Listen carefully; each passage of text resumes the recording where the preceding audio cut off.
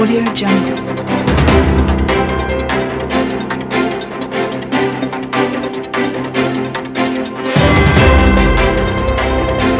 Audio Jungle.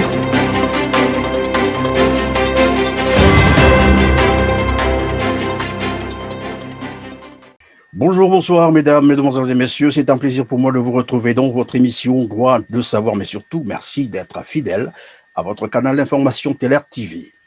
Plus que quelques semaines pour que les Congolais se prononcent sur l'homme qui prendra les destinées du Congo-Brazzaville pour les 5 prochaines années. Malheureusement, l'organisation de cette élection ne semble pas rassurer tout le monde. S'ajoute à cela un climat d'insécurité et de terreur dans le pays, la crise sanitaire due à la nouvelle pandémie, la Covid-19, mais aussi et surtout la détention, jusqu'à ce jour, des prisonniers politiques, notamment le général Jean-Marie Michel Mokoko et André Okombi Salissa, qui, comme vous le savez, pour avoir évidemment été candidat à la dernière élection présidentielle de 2016. Comment aller donc à une nouvelle élection présidentielle lorsqu'on sait que le contentieux et la crise sociopolitique née de la dernière élection présidentielle, notamment de 2016, n'ont pas été réglés? Avec moi sur ce plateau, M. Jean-Pierre Adiangoy, ancien secrétaire d'État du ministère des Eaux et Forêts et président du comité ad hoc du Parti du Peuple, le PAP. Bonjour M. Adiangoy. Bonjour M. Perrin. Merci d'accepter notre invitation. Alors, je l'ai dit tout à l'heure, dans quelques semaines plutôt, les Congolais devront choisir leur nouveau président de la République. Et pendant que les gens se préparent, il y a d'autres qui ont commencé déjà à battre campagne. C'est dans cette même période que le pape a décidé d'organiser son congrès. Est-ce qu'on peut comprendre les enjeux de ces assises? Les enjeux de nos assises sont clairs. Ils n'ont pas à voir nécessairement un lien avec l'élection qui pointe à l'horizon, parce que pour nous, cette nouvelle élection est un non-événement. Celle qui s'est passée en 2016 s'est passée dans les conditions que tout le monde connaît. Les vainqueurs se sont retrouvés en prison. Et maintenant, il y a eu des dialogues à Ouesso où on a essayé de reparler des problèmes de la gouvernance électorale. On a pris des décisions. Encore, c'était pas la première. Il y a eu Dolisie, il y a eu Ouesso, il y a eu Sibiti, il y a eu Evo. Bref, malgré ça, après Ouesso, il y a eu 5 ans. Rien n'a été fait pour réaliser les conditions pour une élection transparente où on pourrait dire, bien que ça s'est mal passé en 2016, maintenant on a de nouvelles conditions, on peut prétendre aller à l'élection, même si le pape n'a pas en lui-même un candidat, mais au sein de l'opposition, le pape aurait pu bien s'identifier à un candidat et le soutenir, mais nous disons les conditions ne sont pas réunies pour que nous puissions soutenir un quelconque candidat à cette élection, parce que même ceux qui sont allés à Madingu très récemment, avant Madingu, nous avions au sein du pape analysé la situation et n'avaient considéré que Madingu était un non-événement. Il y en a qui y sont allés en pensant qu'ils pouvaient encore essayer de colmater les choses et créer les conditions pour qu'on ait cette fois-ci une élection acceptable. Même hélas, ceux-là aussi, ils sont revenus déçus. Et nous qui n'étions pas partis, on a été confortés dans notre position. Et aujourd'hui, pour nous, cette élection n'a pas d'effet, est un non-événement. Donc, notre congrès vise plutôt à organiser notre parti, à restructurer notre parti, à améliorer, renforcer notre ancrage au sein de la population, sensibiliser, éduquer, en espérant que tôt ou tard, et peut-être pas en tout cas dans 5 ans, 10 ans, nous pensons que le peuple prendra ses responsabilités pour que des conditions optimales soient réunies pour qu'il y ait une véritable élection transparente, crédible, avec la libération des prisonniers politiques, parmi lesquels ceux qui avaient participé à l'élection de 2016, en l'occurrence le général Jean-Marie Michel Mokoko, Okombi Salissa. Et bien sûr, il y en a qui sont dehors, mais on sait aussi comment ils sont restés dehors, pourquoi ils ne se sont pas retrouvés retrouver avec les autres alors qu'ils étaient aussi en bonne position pour aller au deuxième tour. Donc bref, pour tout dire, pour nous, cette élection est un non-événement. Et pour nous, notre congrès, c'est pour préparer nos rapports avec le peuple, pour préparer des enjeux futurs, pas ceux de le 21 mars 2021. Comme quoi, vous allez laisser le boulevard libre aux candidats du Parti congolais du travail, c'est cela? De toutes les façons, même si on pouvait faire comme ceux qui croient qu'il ne faut pas laisser un boulevard au président du PCT pour qu'il aille tout seul, nous savons que même ceux qui se sont prononcés, c'est peine perdue. Je vous dis, je suis à Brazzaville en ce moment, il se prépare des choses extraordinaires. Distribution des cartes d'identité nationale à des étrangers, distribution des cartes d'électeurs, alors que à Madingu, comme à Ouesso et avant, on a demandé de revoir le fichier électoral, de revoir le découpage électoral. Alors nous disons que ceux qui perdent leur temps en s'alignant, en accompagnant le candidat du PCT, ils perdent leur temps. Le match est joué d'avance. Donc nous ne pensons pas qu'il soit nécessaire d'accompagner et de donner une caution. Après on va dire, ils étaient là, ils n'ont pas gagné parce qu'ils n'ont pas mobilisé, alors que tout le monde sait que ce n'est pas cela. On a vu très récemment à Dolisie, qu'est-ce qui s'est passé? On a déplacé des gens de Brazzaville, de Pointe-Noire pour aller à Dolisie et pour déclarer la candidature du candidat du PCT qui, entre parenthèses, il faut encore le souligner, le président Clément Mirassa a eu à tenter une action en direction du Conseil constitutionnel pour montrer que le PCT ne respecte pas la Constitution. Le président lui-même ne respecte pas la Constitution. Il devrait être au-dessus des partis. C'est le candidat du PCT et nous avons vu depuis bientôt 1 an, le PCT est en campagne. On fait des campagnes, soi-disant des campagnes de restructuration, redynamisation du parti. Mais en réalité, on est en campagne et à Pointe à Dolisie récemment, même contre les mesures de distanciation, on a vu comment ceux qui prennent les mesures de distanciation, de riposte, les ont violé copieusement en regroupant, en amassant les populations, soi-disant pour aller soutenir une candidature. Donc, pour nous, c'est un événement purement et simple. Évidemment, puisque vous faites déjà état de l'événement de Dolisie, où le candidat du PCT est allé déclarer, en fait, affirmer sa candidature. Lui qui est censé être le premier responsable de la lutte contre la nouvelle pandémie au Congo, s'est affiché avec des masses, avec des foules, bien entendu, et ces images circulent de par le monde. Qu'est-ce que cela vous inspire, une telle attitude face au monde qui aujourd'hui est en train de se battre avec cette nouvelle pandémie? Cette attitude, c'est dire que le peuple congolais déjà s'étonnait, se demandait pourquoi tant de rigueur en confinant les populations, même sans mesure d'accompagnement, parce qu'on dit il faut préserver le peuple contre la pandémie. OK, mais il ne faut pas qu'il y ait 2 poids, 2 mesures. On demande d'un côté aux populations de se confiner, mais pour aller déclarer une candidature à l'intérieur, on mobilise des masses, des foules, et on oublie ces mêmes mesures qui sont édictées par la commission qui est présidée par le président lui-même. Donc, ça veut dire au peuple qu'en réalité, il n'y a pas de pandémie au Congo alors. Ou alors, qui doit respecter, qui doit faire appliquer ces mesures? On a eu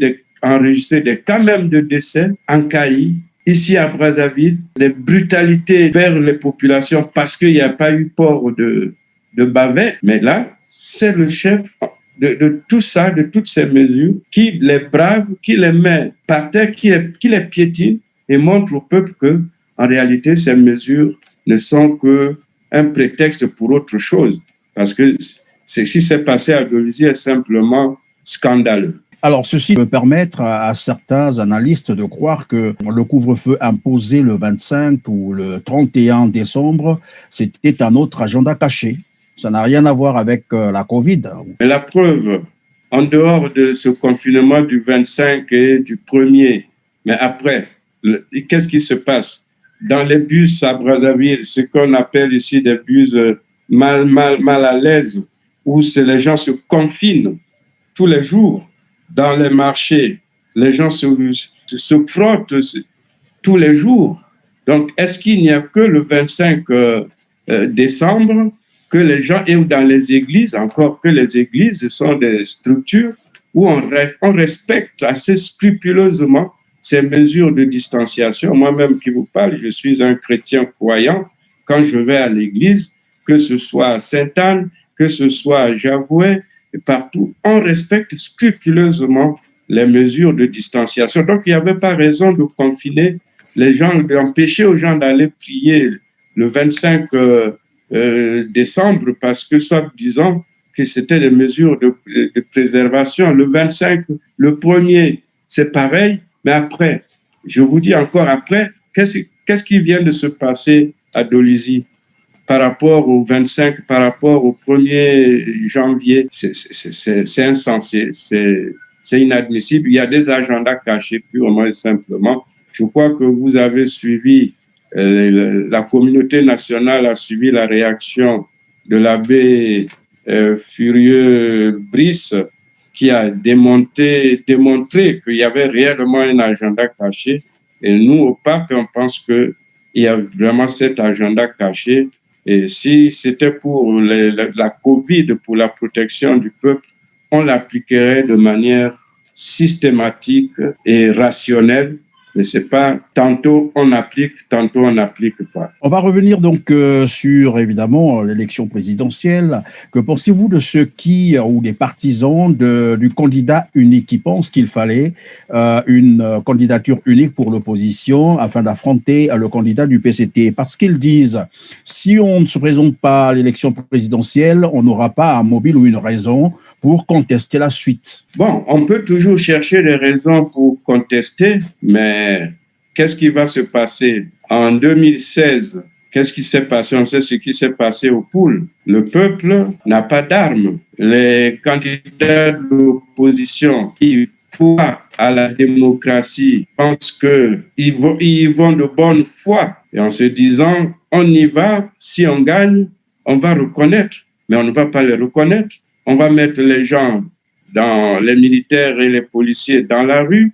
On va couper l'Internet. Et puis ensuite, c'est le couvre-feu. Déjà, on est pratiquement en état de siège depuis longtemps. Et ça va être renforcé. Et puis après, on va contester comment? Si déjà même les travailleurs, je prends le cas des retraités, les travailleurs qui n'ont pas leur salaire ne peuvent même pas se réunir pour essayer de revendiquer leurs droits, ils vont être interdits.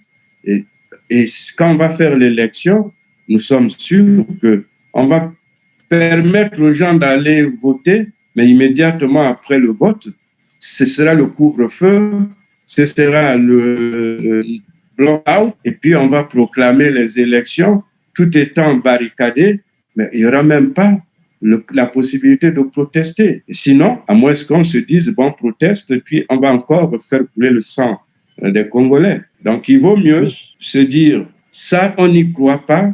S'il y avait la volonté d'aller à des élections crédibles, les gens se seraient assis, on aurait revu toutes les conditions permissibles d'une élection transparente et crédible, renouveler la SNI, sa structure, sa composition, tenir compte de tout ce que l'opposition a toujours demandé pour qu'on ait une véritable commission nationale indépendante d'organisation des élections. En ce moment, tout le monde est en confiance et on peut aller à l'élection. Mais si on sait que c'est bipé à l'avance, on va y aller pour dire on sait d'avance que ça va être comme ça, et puis on va aller protester. Mais on sait aussi que les chars vont être dehors partout. Alors, Monsieur Anyangoy, j'espère et je sais que vous êtes un politicien bien averti et vous suivez l'actualité politique et sécuritaire du Congo. Dernièrement, on nous a signalé, certainement on parlerait d'une bavure, mais est-il que c'est un contingent des militaires qui est arrivé au niveau de Mayama dans le Poul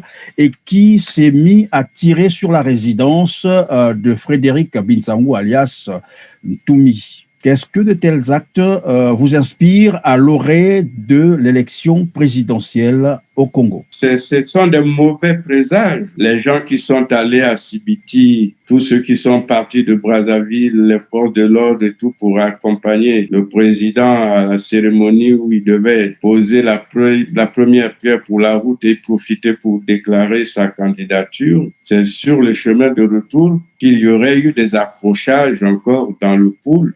Mais je dis, ce sont des signes précurseurs qui montrent que lorsqu'on va y aller à ces élections, moindre fait va déclencher de nouvelles violences.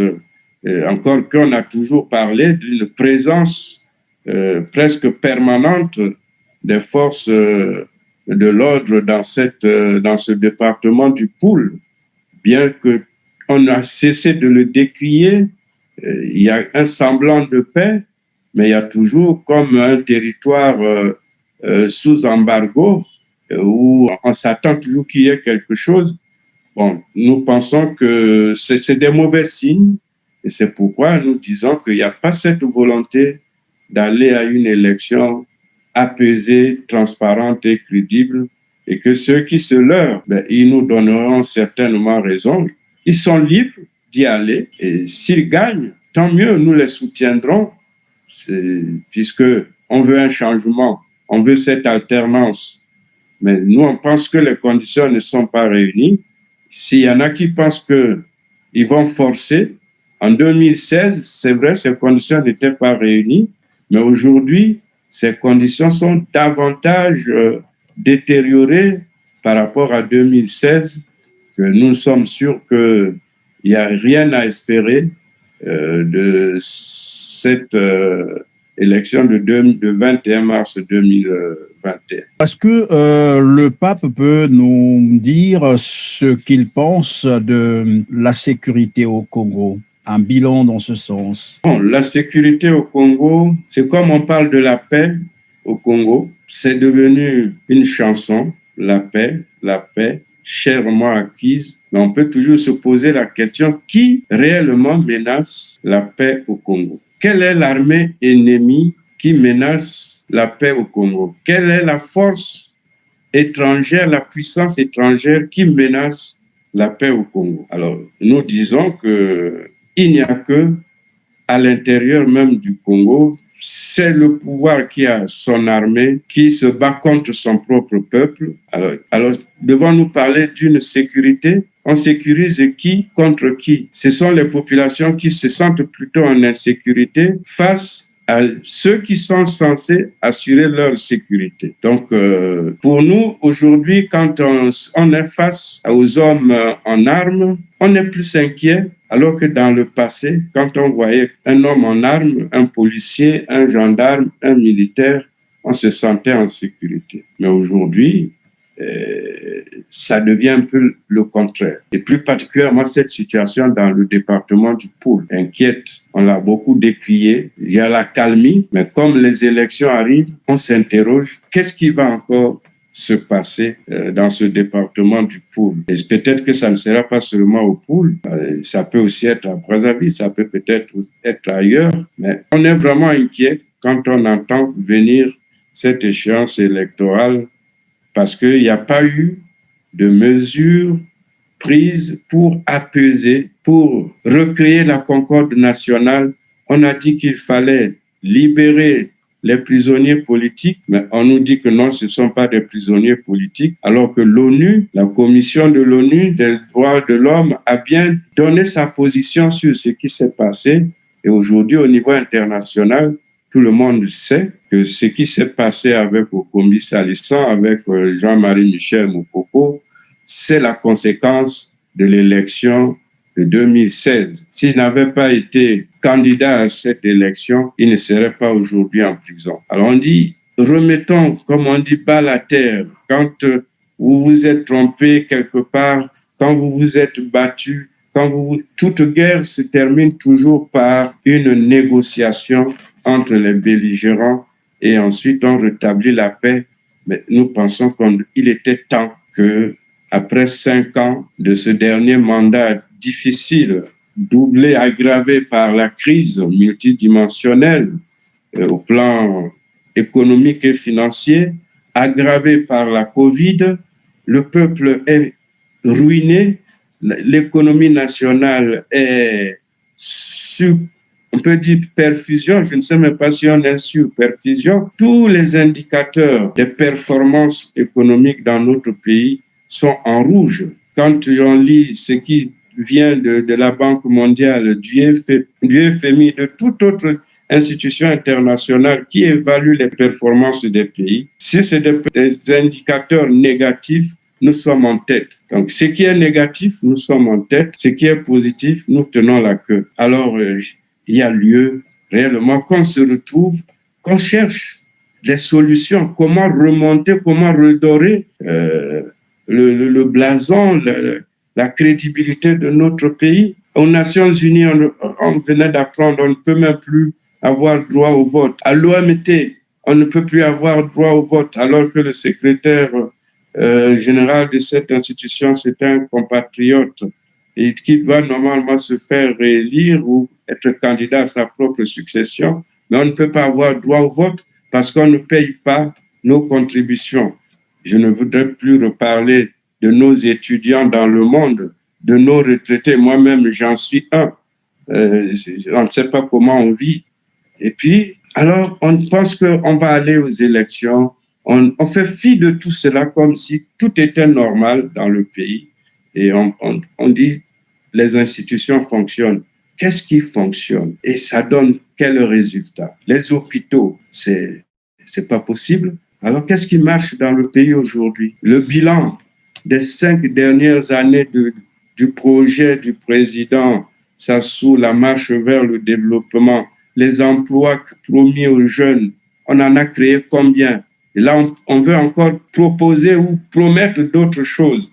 Mais on n'évalue jamais dans les détails tout ce qu'on a prévu avant, qu'est-ce qu'on a fait, qu'est-ce qu'on n'a pas pu faire.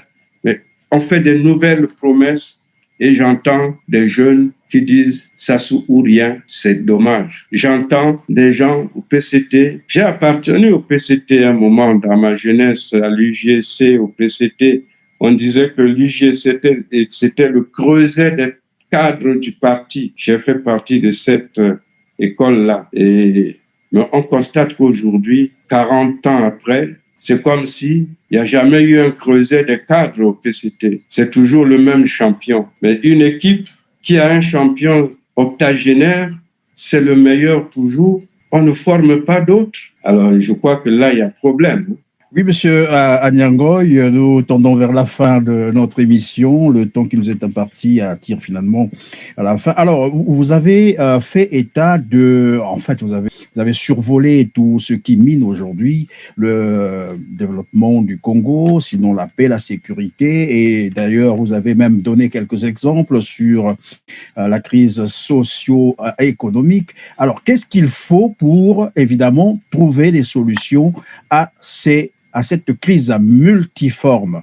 Quelle alternative pour sortir le Congo de cette crise? Écoutez, on a eu peut-être une opportunité classique. Ce sont les institutions internationales, la Banque mondiale, le FMI, qui nous ont proposé ou nous avons été sollicités, puisque c'est ce qui se passe dans tous les pays du monde qui ont des problèmes. On a signé un accord. Cet accord a été célébré dans ce pays. Il y en a qui ont bu du champagne, on les a vus, comme c'était une victoire d'avoir obtenu cet accord d'allègement de la dette et d'obtenir des facilités. Mais où en sommes-nous? On ne parle plus de cet accord. Nous déjà, quand on l'avait signé, nous au pape, on avait estimé que c'était peine perdue parce qu'on ne peut pas signer cet accord et laisser les mêmes continuer à gérer, ceux qui ont creusé le trou, ceux qui ont généré la dette, ceux qui ont détourné les 14 000 milliards, ils sont toujours là. Et après, on dit, on va alléger la dette, on va donner des facilités, et ce sont les mêmes qui vont gérer. On n'est pas allé loin. Il y a eu à peine la première tranche et il n'y a pas eu la suite. On a entendu le porte-parole du gouvernement dire que c'était un léger décalage, on va ajuster. Mais on n'a toujours pas ajusté. On ne parle plus de l'accord avec le FMI. Que s'est-il passé? Alors, les Congolais de toute tendance, les religieux, l'opposition, la communauté, a dit, retrouvons-nous, essayons de chercher des voies et moyens ensemble, faisons table rase et redéfinissons les mesures pour qu'ensemble, on puisse, comme un seul homme, affronter la crise. Et en ce moment-là, le pays redeviendra un peu plus crédible. Mais le pouvoir dit non, il continue. Alors, on va maintenant là aux élections, mais il n'y a pas d'autre solution. On va aller à l'élection, mais après, on fait quoi? Après, avec l'accord du FMI, le Premier ministre a dit, je vais mettre en place un gouvernement de combat, une équipe légère, combative. Où en sommes-nous? Cette équipe n'a jamais vu le jour. Quand dans une maison, dans famille, il y a la crise, qu'est-ce qu'on fait? On prend des mesures de restriction, de réduire le coût de la vie, le train de vie dans la famille, on comprime les charges. Au niveau de l'État, c'est pareil. Mais le Premier ministre avait dit qu'il allait mettre un gouvernement de combat. Ce gouvernement n'est jamais venu, ce sont les mêmes. Vous pensez que quelles mesures on va prendre? Pour nous, la seule mesure qu'il faut prendre, c'est il faut créer un climat d'apaisement dans le pays. Regrouper tous les fils et les filles du Congo. On va peut-être pas faire une conférence nationale bis, mais essayons de tirer les leçons de ce qui s'est passé à la conférence nationale et qu'est-ce qu'il y a eu comme défaut ou exagération. On recadre et on va vers une concertation. Mais aujourd'hui, maintenant que le corps électoral est convoqué, ça devient un peu de l'illusion de parler encore de ce dialogue. Nous disons qu'ils aillent à leur élection, de PCT, avec leur majorité, mais la crise, elle est là. Et on va toujours se retrouver au point zéro et on finira par se dire, retrouvons-nous pour chercher des solutions ensemble. Si on ne le fait pas, on fait les fuites en avant, la réalité est têtue, l'économie a ses principes et si on ne les respecte pas, on ne recadre pas, on n'améliore pas la gouvernance, on ne corrige pas. Il y a la corruption, il y a les détournements. Et alors, si on continue comme ça, mais on ne fait qu'aggraver la situation. Nous pensons à des solutions que le peuple congolais finira par trouver. Notre peuple est un peuple combatif, même si la conjoncture est difficile, mais nous savons que ce peuple trouvera les ressorts pour sortir de cette situation. Merci, Monsieur Anyango. Je retiens que la réalité est têtue, l'économie a ses principes, et c'est par ces notes que nous disons une fois de plus merci à vous, chers téléspectateurs, qui nous avez consacré votre temps si précieux. On se retrouve à la prochaine occasion, je dis bien avec le même plaisir, certainement dans les mêmes conditions. Mais d'ici là, portez-vous très bien. Merci.